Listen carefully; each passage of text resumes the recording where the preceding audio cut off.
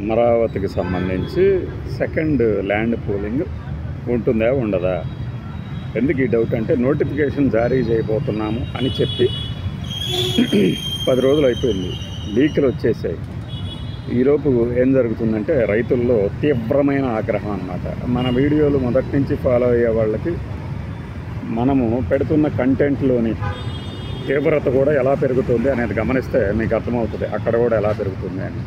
మొదట అక్కడ రైతులందరూ ఇవ్వడానికి అంగీకరించారు అన్నది, తర్వాత చిన్నగా గ్రామ సభల్లో వ్యతిరేకత వస్తుంది అన్నది, ఆ తర్వాత ఇక మేము ఇచ్చేది లేదు అని తెలుస్తున్నాం అన్నది. ముందుగా ఇక్కడ పెదకూరుపాడు ఎమ్మెల్యే అందరికంటే ముందుగా గ్రామ సభలు పెట్టారు అనడం వెనక మతలబ్ ఏంటనేది మనం చాలాసార్లు చెప్పాము.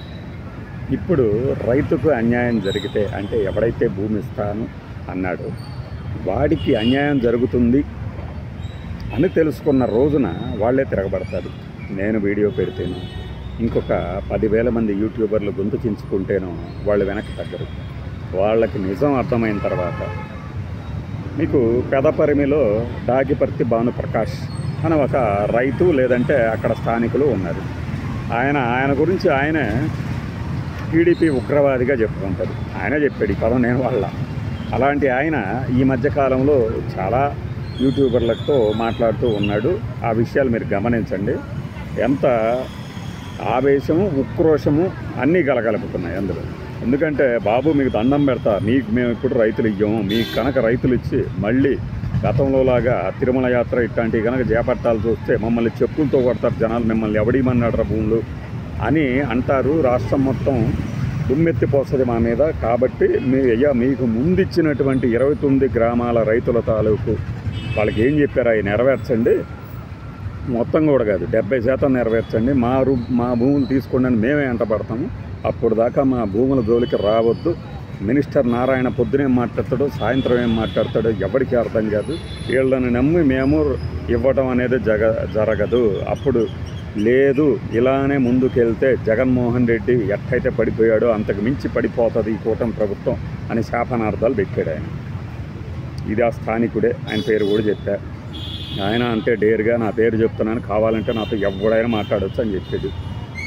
ఇది స్థానికుడు, అక్కడ ఉన్న రైతు, పొలందారు.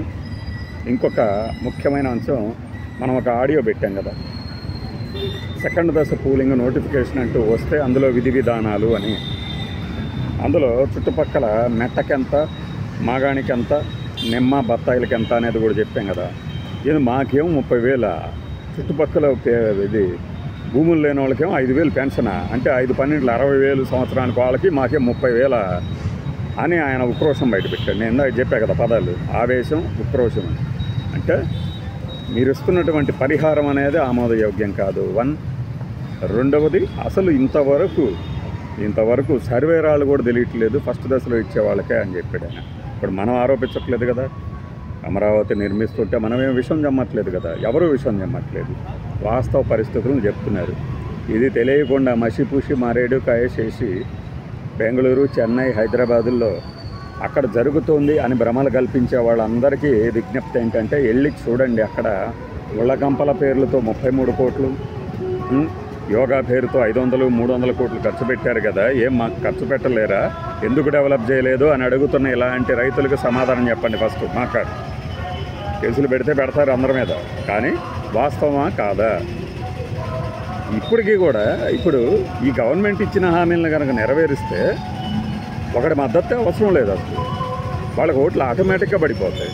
ఎందుకంటే మన చేతిలో మీడియా ఉంది, అద్భుతంగా ఏమీ లేని దాన్నే అద్భుతంగా చేస్తున్నారని చెప్పగలిగిన మీడియా ఉన్నప్పుడు మీరు చెప్పిన వాటిలో సగం చేసిన చాలు ఈజీగా గెలిచేస్తారు. మరి ఆ పని జరుగుతుందా? జరగటం లేదనే వీళ్ళు కూడా.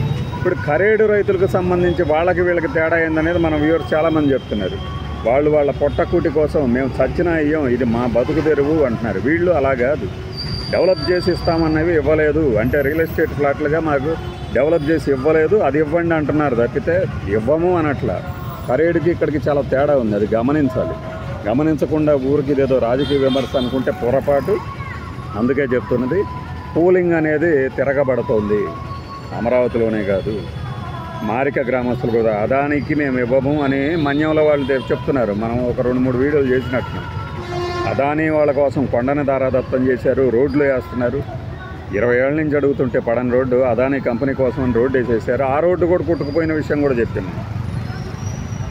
ఇది వ్యవస్థలో ఉన్న లోపాలు, అంతేగాని ఈ పాలకుల్ని విమర్శించడం కాదు. అది అర్థం చేసుకుంటే అర్థమవుతుంది. లేదనుకోండి, మొండిగా ముందుకెళ్తే ముక్కు మొహం పగిలిపోతాయి. బాయ్.